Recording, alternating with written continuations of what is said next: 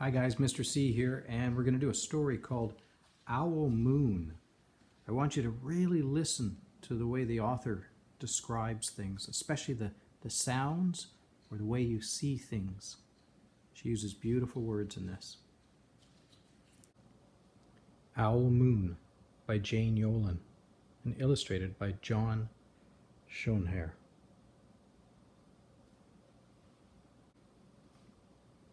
It was late one winter night, long past my bedtime, when Pa and I went owling.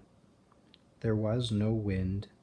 The trees stood still as giant statues, and the moon was so bright the sky seemed to shine. Somewhere behind us a train whistle blew, long and low, like a sad, sad song.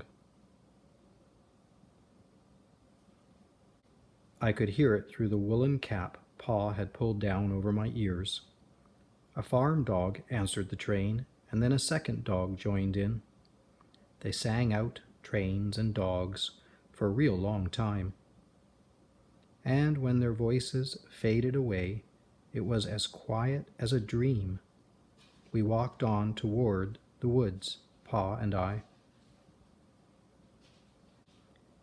Our feet crunched over the crisp snow, and little gray footprints followed us. Pa made a long shadow, but mine was short and round. I had to run after him every now and then to keep up, and my short, round shadow bumped after me. But I never called out, "If you go owling, you have to be quiet." That's what Pa always says. I had been waiting to go owling with Pa for a long, long time.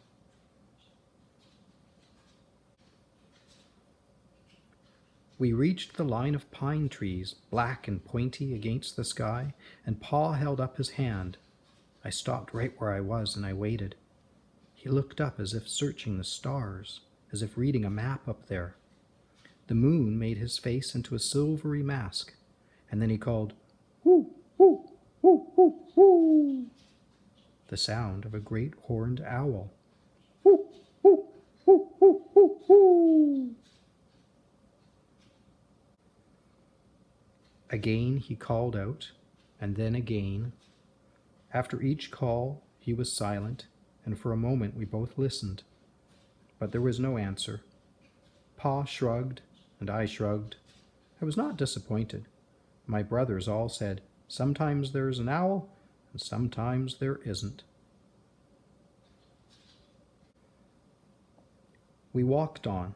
I could feel the cold as if someone's icy hand was palmed down on my back, and my nose and the tops of my cheeks felt cold and hot at the same time. But I never said a word.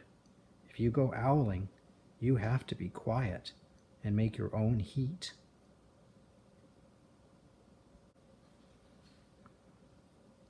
We went into the woods. The shadows were the blackest things I had ever seen. They stained the white snow.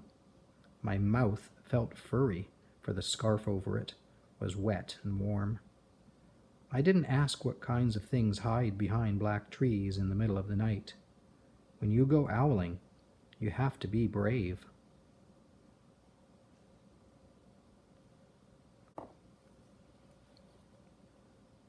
Then we came to a clearing in the dark woods.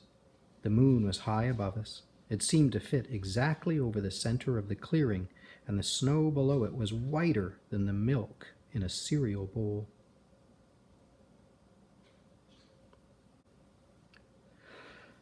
I sighed, and Pa held up his hand at the sound. I put my mitten over the scarf over my mouth and listened hard, and then Pa called, "Hoo, hoo, hoo, hoo, hoo, hoo. Hoo, hoo, hoo, hoo, hoo, hoo." I listened, and I looked so hard my ears hurt and my eyes got cloudy with the cold.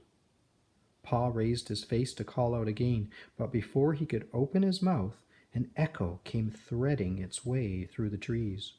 "Woo, woo, woo, woo, woo, woo."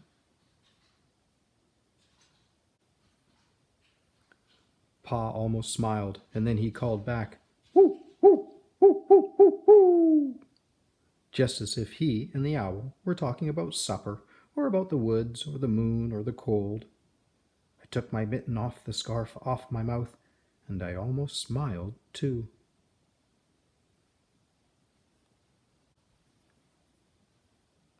The owl's call came closer from high up in the trees on the edge of the meadow. Nothing in the meadow moved.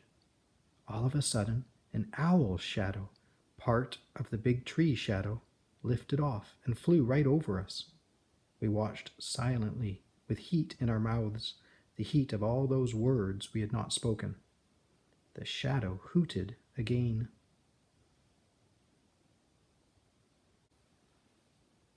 Pa turned on his big flashlight and caught the owl just as it was landing on a branch.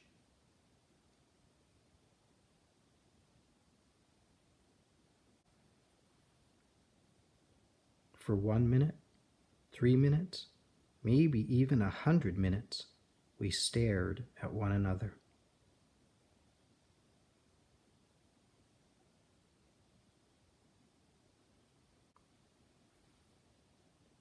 Then the owl pumped its great wings and lifted off the branch like a shadow without sound. It flew back into the forest. "Time to go home," Pa said to me. I knew then I could talk. I could even laugh out loud. But I was a shadow as we walked home.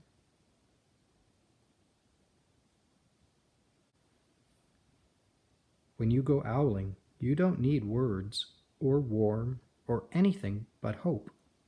That's what Pa says. The kind of hope that flies on silent wings under a shining owl moon.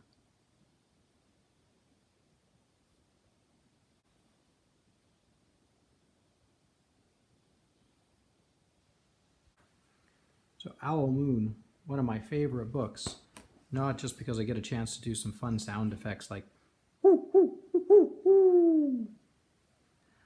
but also because of the descriptive words that are used in it.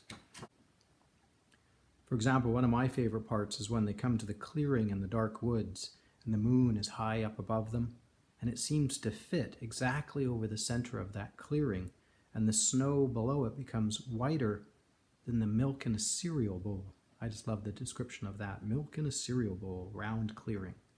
What other wording did you hear in that story? You can go back and rewind this video and listen for other ways that the author describes the settings, the sounds, the way things look, and describes them as looking like something else maybe. Anyways, hope you enjoyed the book.